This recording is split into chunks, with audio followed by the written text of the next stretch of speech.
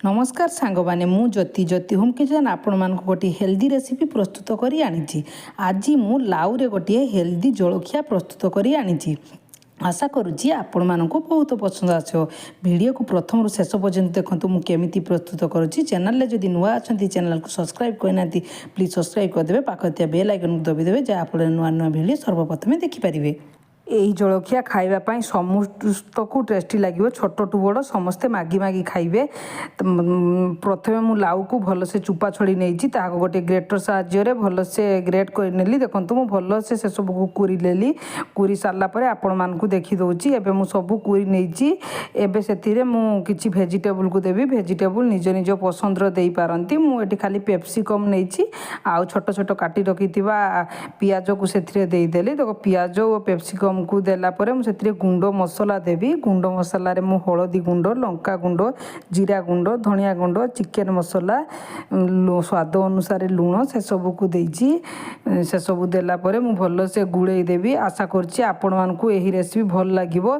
ए लाउ जे माने खाउनांती एही परी लाउ रे जलखिया घरे प्रस्तुत करंतु। छोट टू बड़ काहारी की कहबा पई हबो नाही, समस्ते मागी मागी खाइबे। एबे मु फाळे लेंबू नेइछि, लेंबू रस को देली। लेंबू रस देले खटालिया लागिवो, सेति मु लेंबू रस देवी निश्चित देवे। या बदल दही मध्य देई पारंती।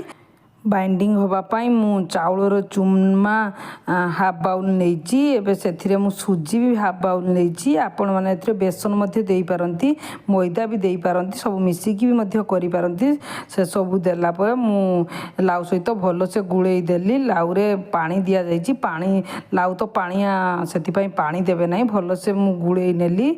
आशा करुछि आपण मानकु एही हेल्दी जलखियार रेसिपी बहुत पसंद आसीबो। पसंद आसीबो जदि वीडियो रे जदि नुआ अछंती वीडियो को सब्सक्राइब करना प्लीज सब्सक्राइब करदे। नुआ नुआ वीडियो देखापी कमेंट बॉक्स रे कमेंट देबे।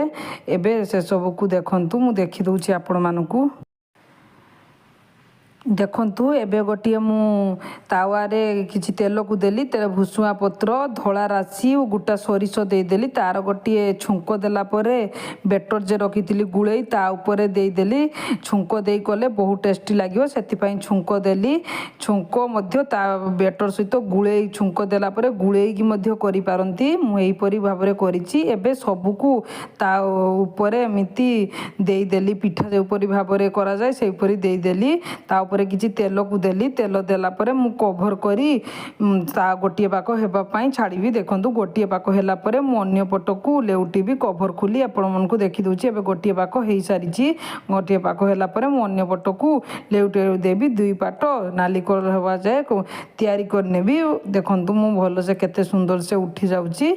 एबे अन्य पट को लेउटे देबी। देखंतु लेउटे देइछि। एही परी घरे लाउर एही परी पिठा प्रस्तुत करंतु। देखिबे आपण माने लाउर ए जलखिया खाइला परे छोट टू बड़ समस्त को बहुत पसंद आसीबो। घरे थरे कले बारंबार तयारी करिया पई हबो। हेल्दी पिठा घरे प्रस्तुत करंतु। केमिति लागला मते कमेंट बॉक्स रे जणांतु। देखंतु एही परी भाबे पीस पीस करी काटी आपण माने खाइ परिबे। आशा करछि आपण मान को बहुत पसंद आस्तिबो। जदि पसंद आसे चैनल रे जदि नुआ अछंती चैनल को सब्सक्राइब करना प्लीज सब्सक्राइब कर देबे। पाखरे थिबा बेल आइकन को दबि देबे जहा फल रे नुआ नुआ वीडियो सर्वप्रथम देखि पारिबे। देखंतु एही परी खातु और केमिति लागला कमेंट बॉक्स रे जणांतु।